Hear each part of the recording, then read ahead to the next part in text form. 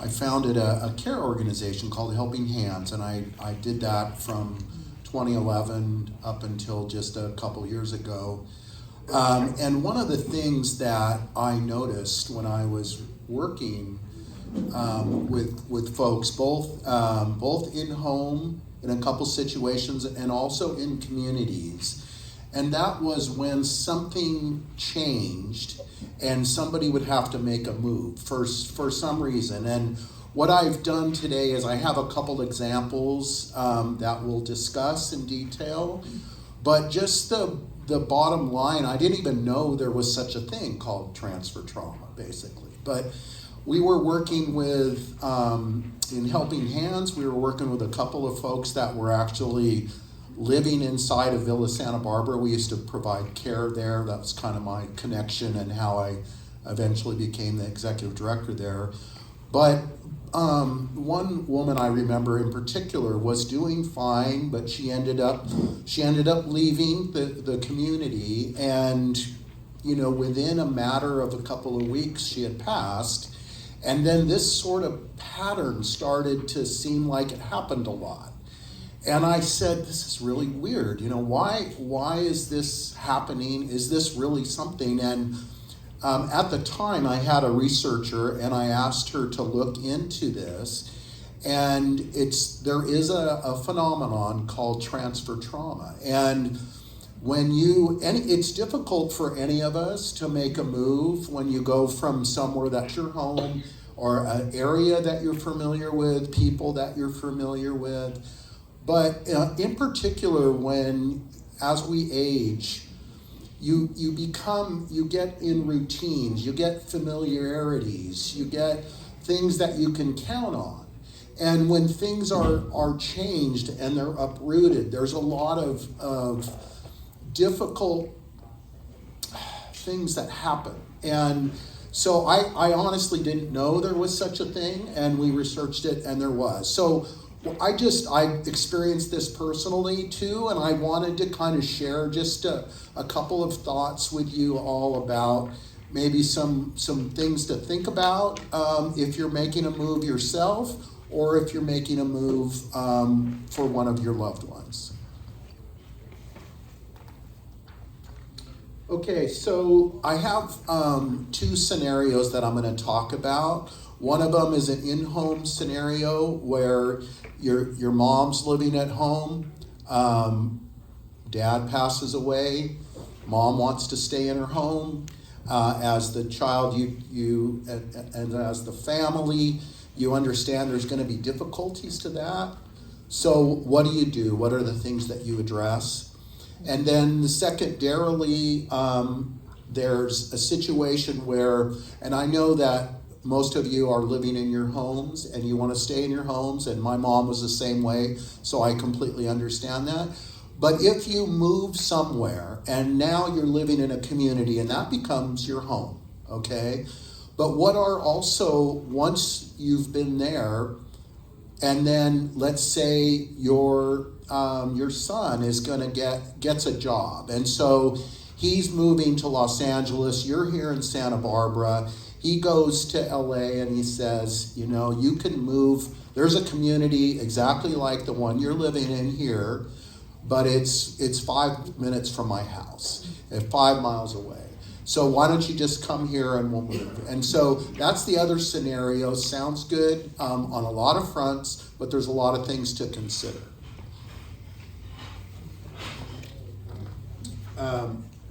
So let's first talk about the mom in home. And so this is a little personal for me because my mom, this is sort of a view of my situation and how I got into senior living in general.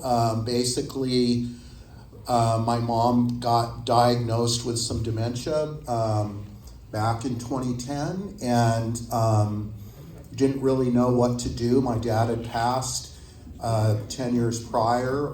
She wanted to stay in her home.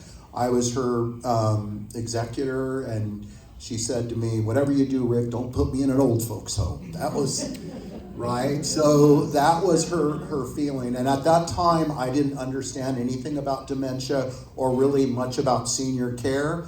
I went out, I met Luciana over here. Wave, Luciana.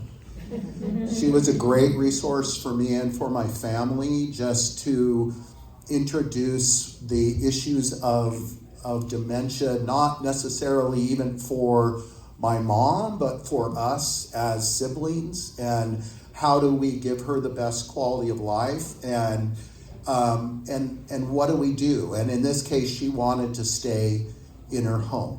So what do we do in that case? Well,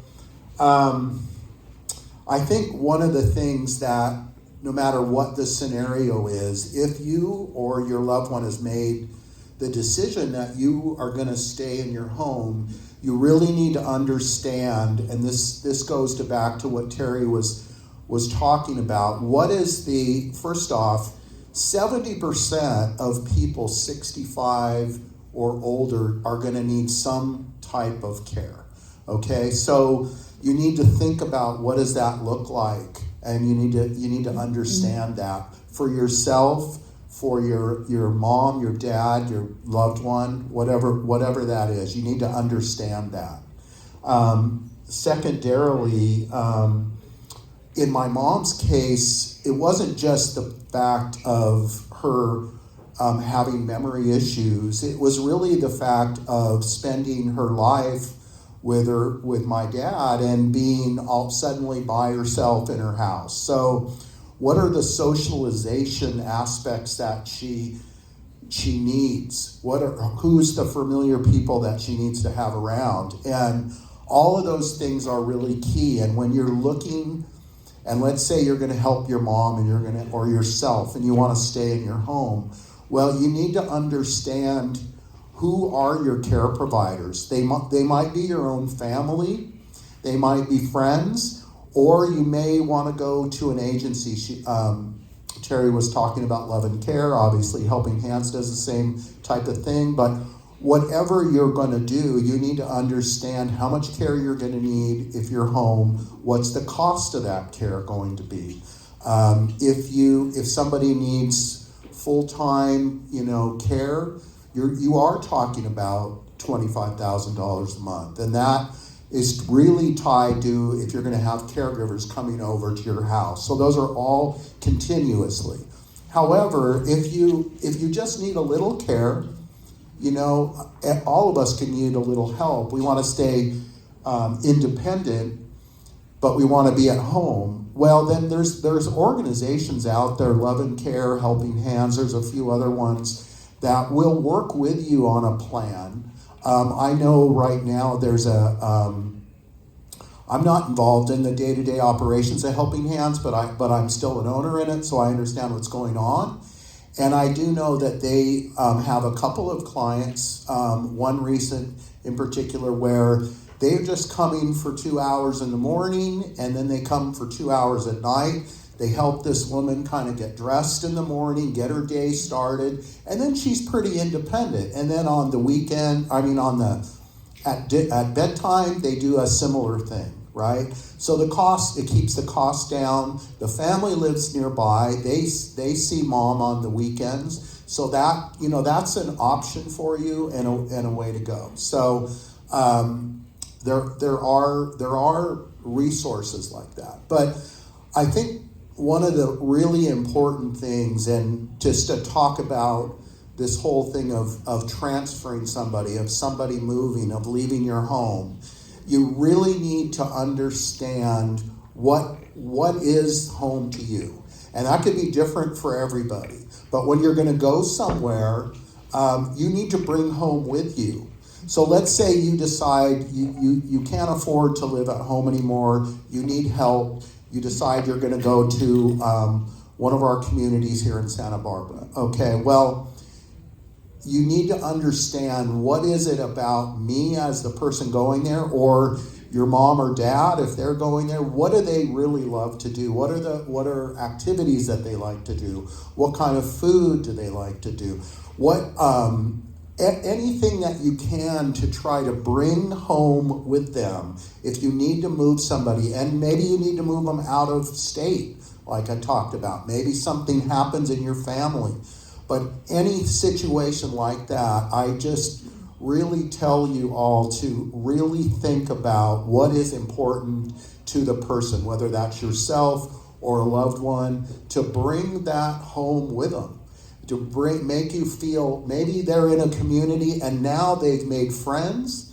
Now they're happy in that community. So, what is important if you're gonna move yourself and you go, the cost is about the same, Mom, but I'm gonna be so close to you.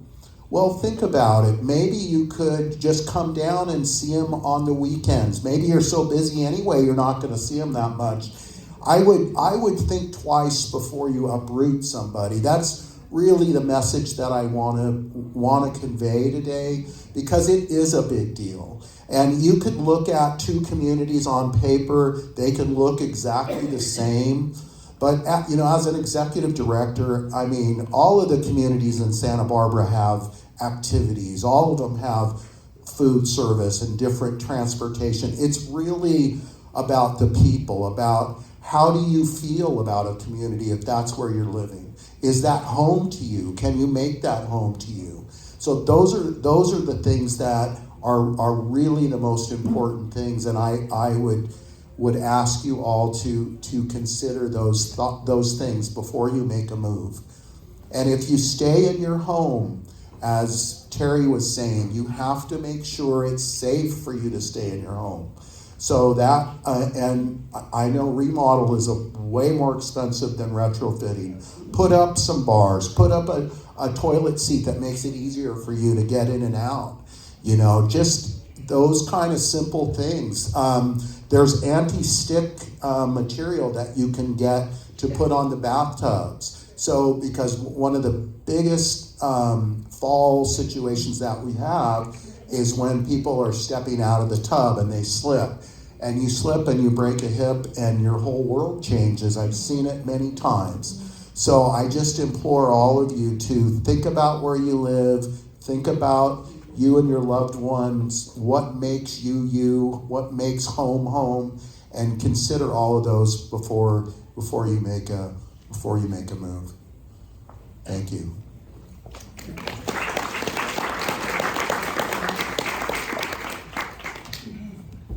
Thanks, Rick.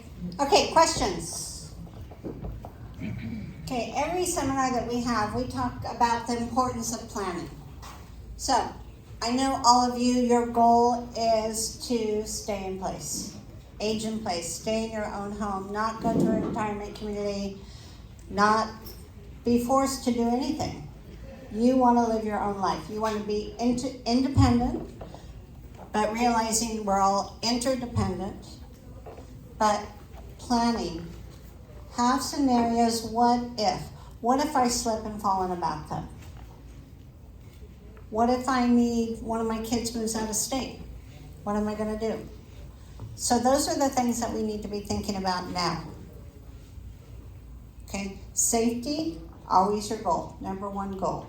Safety in your own home, safety when you're driving, safety when you're out at night. Be interdependent with people. Rely on your friends, your family, your neighbors, your healthcare providers, and in turn, they will rely on you. Really combat loneliness. Talked about the 3 C's. Choice, communicate, and third one, connect. Thank you. So it's choice, connect, communicate. You have the choice. Everything you do from here on out should ensure that you remain in charge, that you always have the choice. Nobody likes to be in a position where other people make the choice for them. And you do that by connecting and communicating. Maintaining your independence while you're interdependent. Safe environment. No rugs. Put your grab bars up, put the non-slip skid things on the floor, read through that aging in place pamphlet. Okay? No questions? Yes. How important is it to have a family member that lives right in town, in your opinion? So the question was, how important is it to have a family member live in town? Please. I think that's ideal if you have that, especially if you're getting in-home, let's say you're getting care in your home. It's good to have a point person that's dealing with them. It can work without that, but you need to have a lot of trust on what's going on. So yeah, it would be ideal to have somebody nearby, for sure. How do you manage it if you don't? Well, you need to get updates. You need to have whatever. I would say, first off, make sure you're working with a reputable care agency, somebody that's, what they call an HCO, means home care organization, because there's two things there. You want to make sure people are they've been background checked, they're bonded, all those kinds of things. But you also want to work with a company that's not going to put a new person in every day. Let's say you're having a lot of care.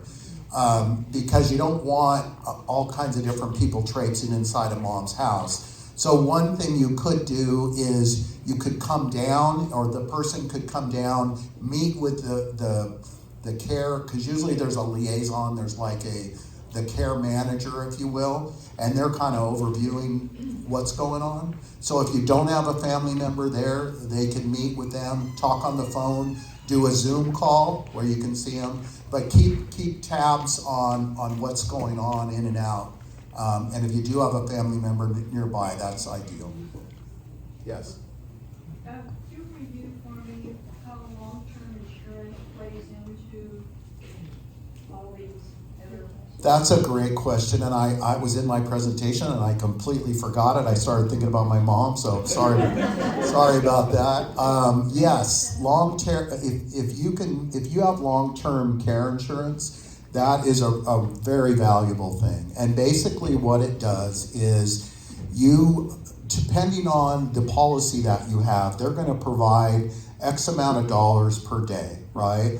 And so what a care organization, every insurance company has a little bit different format, but basically what they're going to ask from the agency, I know this because I've done it many times with Helping Hands, they're going to ask for all of the HCO documentation, the fact that you have liability insurance and all that.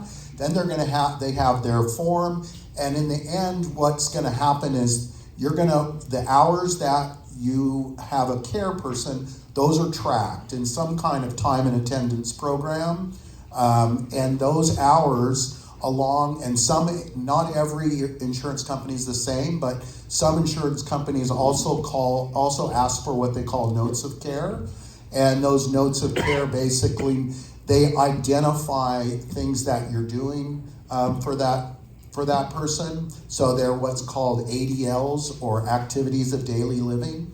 You're helping them get dressed. You're helping them eat. You're making food. There's a series of them. So you provide that, and then once you pay the care organization your invoice, and then they usually submit the invoice with all that information, and you get reimbursed, basically whatever percentage it is. But as long as you're working with a reputable company, it's pretty quick, and you should be getting once it gets going, you should be getting your payments, literally the same month or maybe the month after. Usually in care, the billing comes after, because you're going to bill for July in early August, because you don't know exactly how many hours you're going to work. And then at the same time, they're going to apply that to the insurance, and then you get reimbursed. So you, as the policy holder, are responsible for hiring certified help that is reimbursed? That's correct, and you can ask the company the agency that you're working for, are you certified HCO? Do you take, And you can check with the insurance provider too. Do you know, have you worked with these guys? And if they haven't worked with them, that, you know, it's not that big of a deal, because they'll send over they have to have what's called an HCO number, an authorization. They're registered with the state, and so they'll understand that, and then they'll go forward. Now, if you get somebody off Craigslist, that's not so good. So let's go over here first. Go ahead. If you're in a place like Villa Santa Barbara, do they handle all of the paperwork with the? Okay, so long-term care? so the question was, if you're living in a place like Villa Santa Barbara, do they handle all the paperwork? Yes, they do. Luckily I don't have to do that. My billing director does that, but yeah, absolutely. In Villa Santa Barbara, it's what's called an assisted living community. So even though some of the people that live there are completely independent, they come and go, but as part of an assisted living facility, they can still claim on, if they have long-term health insurance, they can still claim for their living expenses, basically. Other question? Let's go over here. What are the chances of renting? I have a big house, 4 bedrooms, 4 baths. What are the chances of renting a room with a separate kitchen to one of these care providers? And as I need more help living in the home, then I just keep reducing the rent until, I can.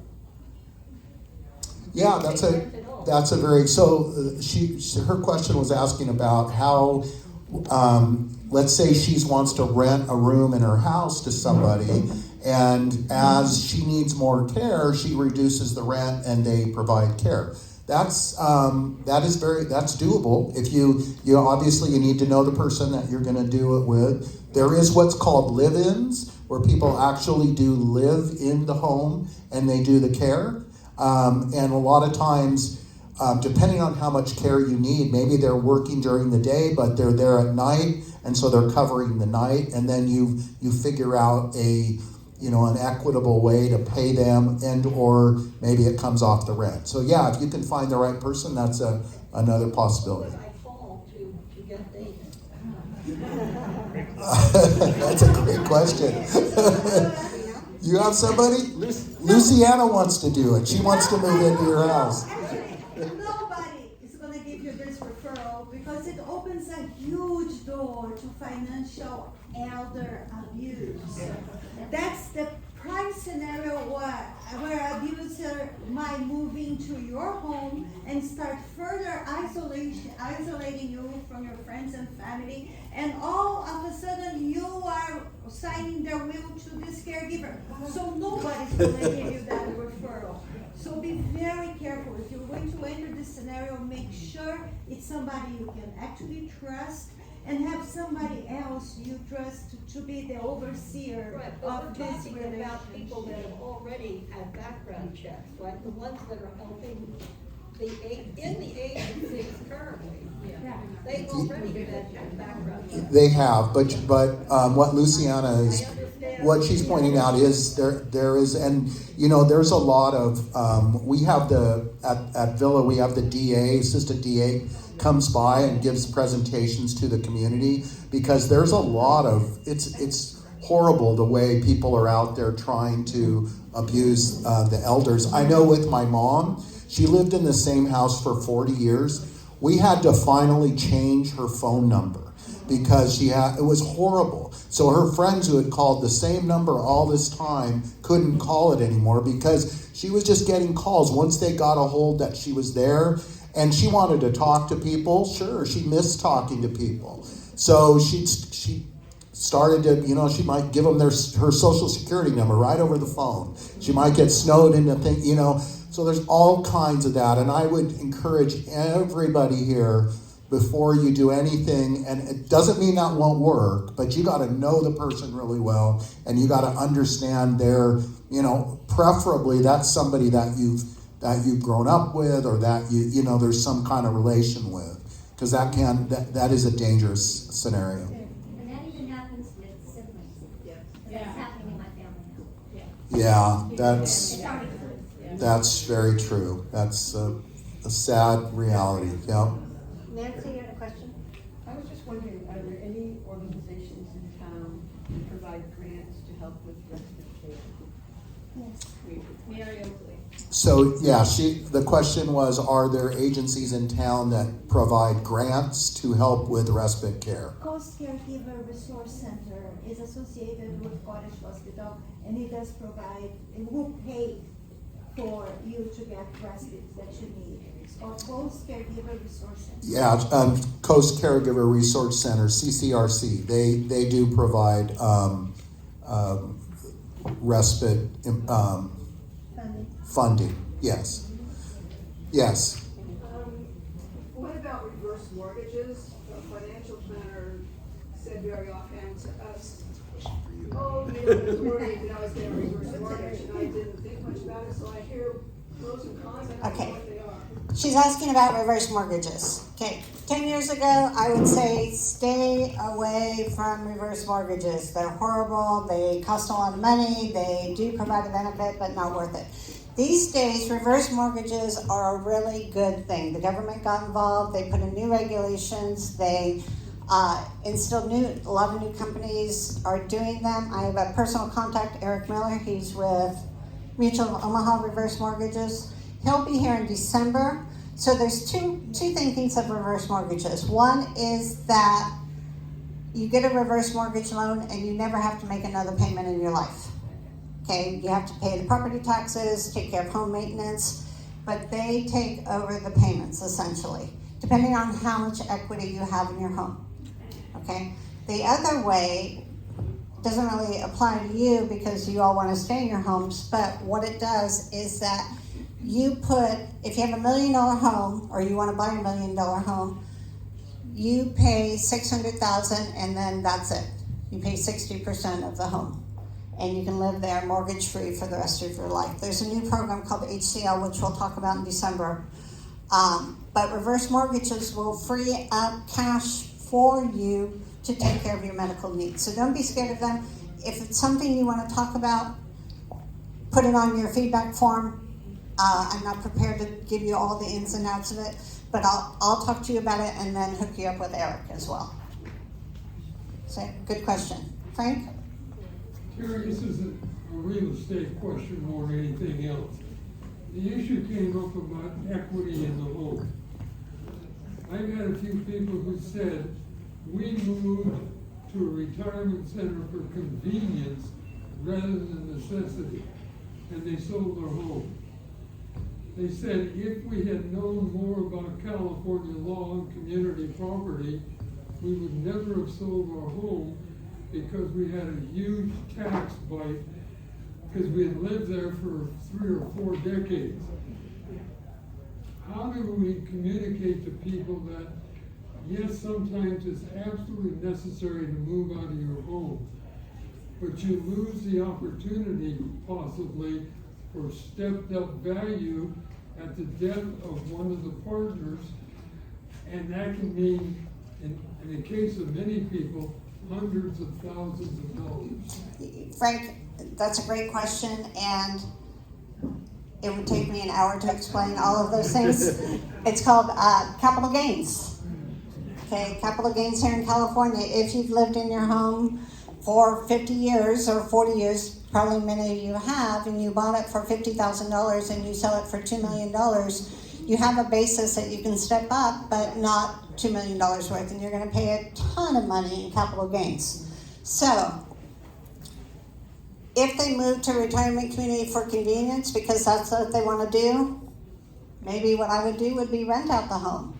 But maybe they needed the money to pay for the retirement community. There's so many different scenarios that could happen. There's also Prop 19, which means that if you don't want to move to a retirement community, but maybe you want to move to Encino Royale, where it's still you own your home. Prop 19 allows you to take your property tax basis with you 3 times anywhere in the state of California. So if you're paying $1,000 a year in property taxes where you've lived now for 40 years, you can take that property tax with you up to 3 times. There's a lot of rules and regulations, and I understand it really well, but I would deal with you one-on-one dealing with that. So, it was their choice. If they didn't need to sell their home to move to the retirement community, they did it by choice, then their accountant or somebody should have told them that this is what you're gonna pay in capital gains, because it's a significant amount of money. And I know somebody with 6 children who just did sell their home. And I said, well, why did you do that instead of have the step basis? And they said, we did not want any arguments among our kids. We were ready to pay the money so that things would be, we could give each one 1/6 rather than, yeah. Okay, so just to sum that up, they sold their home because they wanted no fights within their 6 kids. You know, and some people, last time I just sold, it was more important for her to move to a place that she wanted to live after living in her home for 23 years than to worry about the capital gains. Not everybody has the luxury of not worrying about, you know, 500,000 or not that much, but whatever the capital gains are gonna be, $50,000. They don't have the luxury of going, I would rather just lose it, okay? But your homes, if you've lived there for a long time, have a lot of equity. I mean, real estate prices right now are crazy. More questions? I have a question. Did it work? Did the 6 kids all get along? You know, this is just taking place right now. But I can understand that. And then another comment I can add is when you were talking about having, you know, making a move to somebody else's place. One of my other friends, when her husband passed away, she sold her house, and her 3 kids, who lived not too far from each other, each took part of her furniture, put it in their home so it would be familiar, and she moves every 4 months. She moves from one home to the other, to the other. Oh, I love that idea. that is brilliant. But she has her own stuff in each home to make her feel comfortable. Did everybody hear that? Yes, no? Okay, so a gal sold her home. She has 3 kids that live nearby. Each of the children, and God bless the children for doing this because not all kids would, they took some of mom's stuff and put it in their homes.